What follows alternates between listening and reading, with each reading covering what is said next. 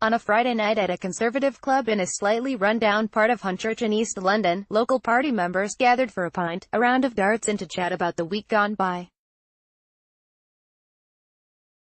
Around a table in the corner, under the watchful eye of portraits of the Queen and Winston Churchill, the local constituency chair, Bob Perry, sat with several of his members. As they sipped their drinks, the conversation turned to Brexit. Earlier in the day, Theresa May had issued a message of defiance from Number 10, having been humiliated by the EU rejecting her Chequers plan at the end of the Salzburg summit. The activists were dismayed. "They've treated both her and us appallingly," said Perry. "She's been tough today, but I don't think she's gone far enough. But my respect for the Prime Minister has grown after today. A lot of people say she doesn't have a backbone, but I think she's shown them wrong.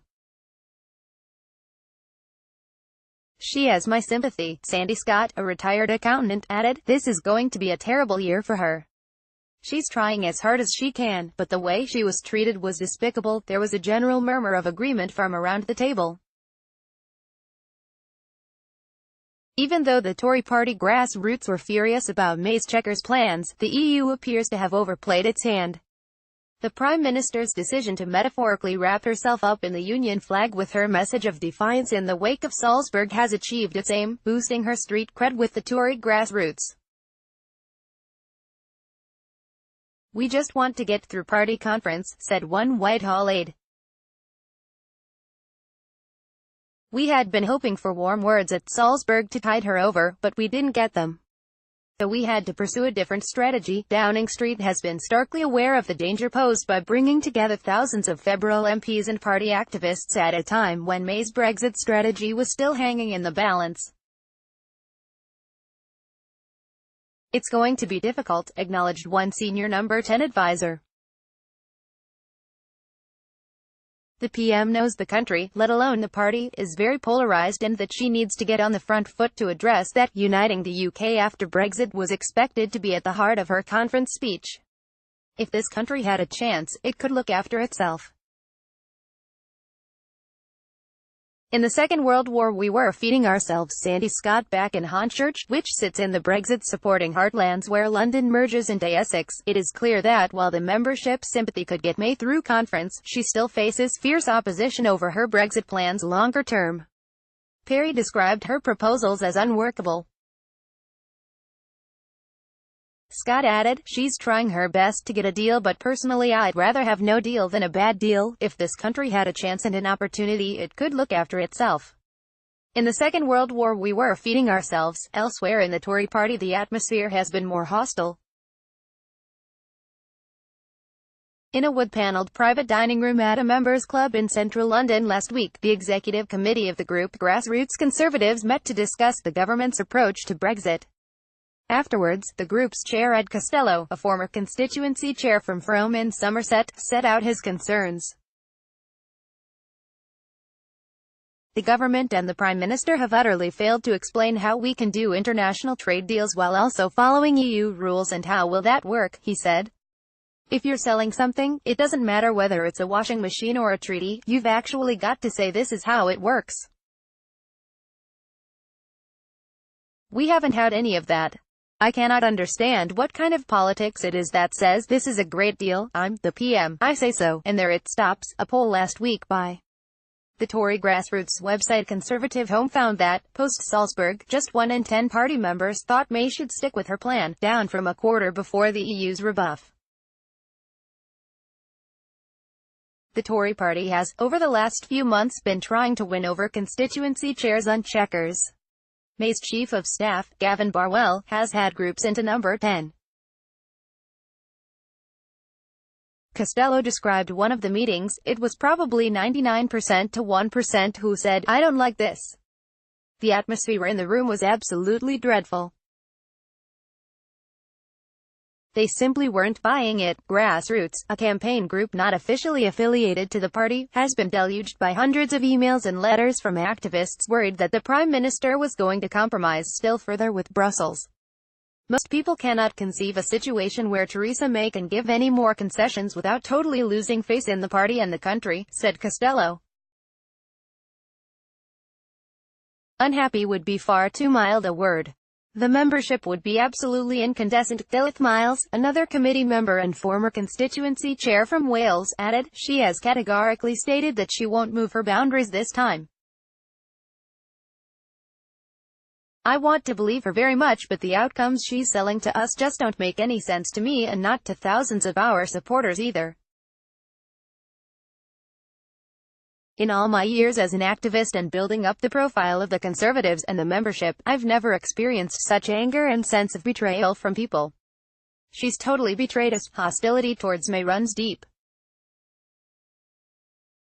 Costello, who has chaired 2 different constituency associations and speaks regularly to local chairs across the country, believes it has its origins back in 2002 when she offended thousands of members by describing them as the nasty party.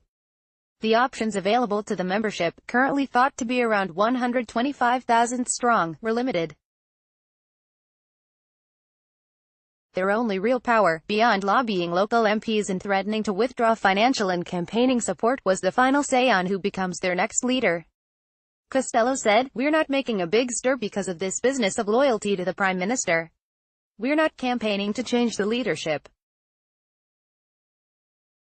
The question to ask is, would the next general election campaign be led by Theresa May?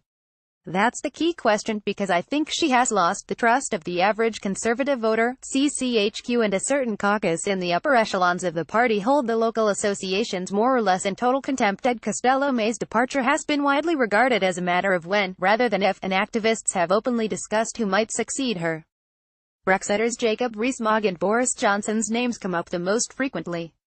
In Hornchurch, Rees-Mogg will be the star guest at next month's constituency dinner. Tickets sold out immediately. Others believed the party needed a fresh face, although they conceded May could hang on. Grant McMaster, a 17-year-old student who has just joined the Hornchurch Tory Association, said, "I'm moving towards somebody who isn't particularly outspoken about Brexit, because after Brexit I think there needs to be domestic consensus." There has been deep frustration at local level at the party's perceived lack of interest in the grassroots. They don't want to talk to any Conservative association. Many will feel that CCHQ and a certain caucus in the upper echelons of the party hold the local associations more or less in total contempt, said Costello.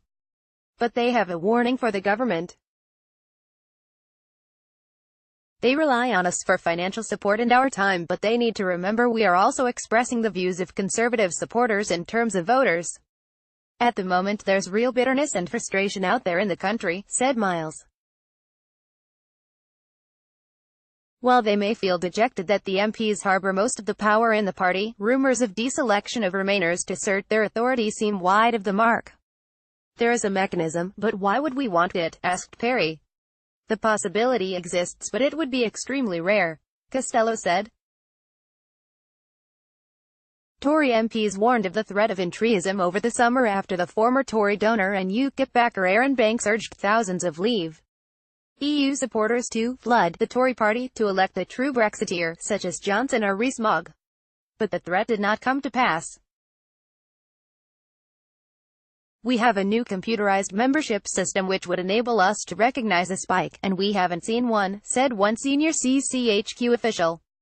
"Banks is good at publicity but rubbish at logistics. I could be a teenager having a party at my parents' house with 100 people and say there were loads of people.